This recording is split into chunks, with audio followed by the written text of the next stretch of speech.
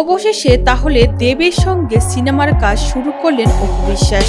বিস্তারিত জানতে ভিডিওটি শেষ পর্যন্ত দেখুন।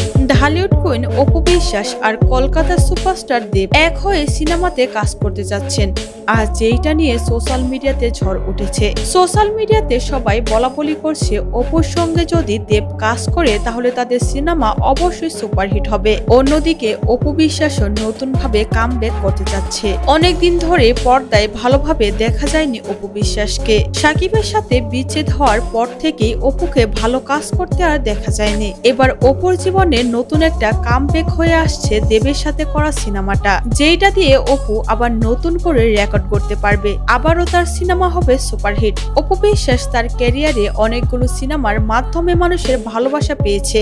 বাংলাদেশের অর্ধেকেরও বেশি মানুষ অপুর সিনেমা দেখে তাকে ভালোবেসেছে, আর এখনো অপুকে ভালোবাসে।